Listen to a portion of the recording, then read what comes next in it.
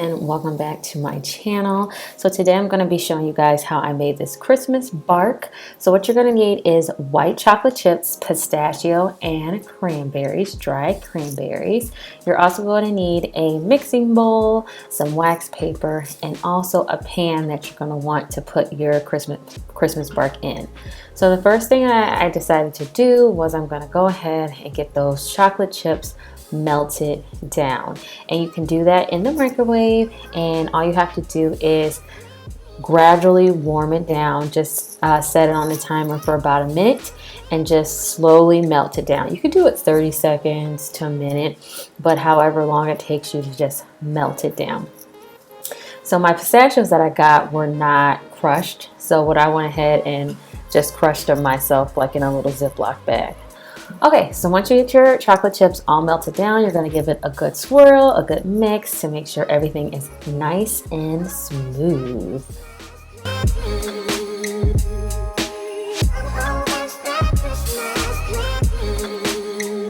So now I'm going to go ahead and set up my pan for that Christmas bark, and I'm putting that wax paper down so the chocolate doesn't get stuck to the bottom of the pan once it hardens.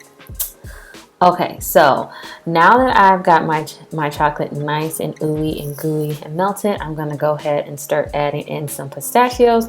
I'm not measuring.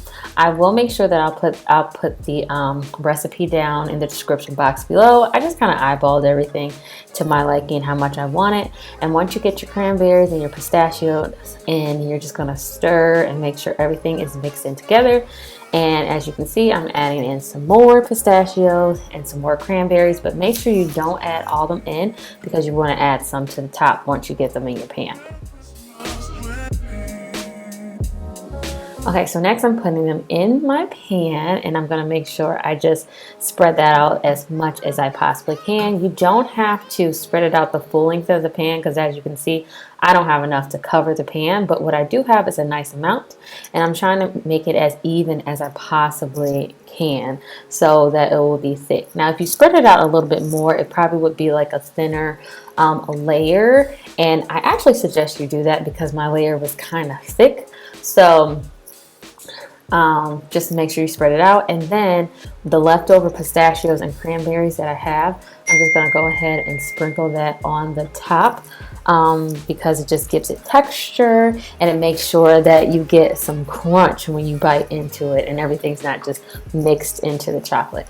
So once I get that all done, I'm going to go ahead and pop it into my refrigerator and let it gradually harden. It probably takes up to about maybe an hour. I left mine in there for about an hour or two, just enough time for us to eat dinner and wash the dishes. So now that my bark is hardened, I'm gonna go ahead and start to slice it up. I was on a struggle bus.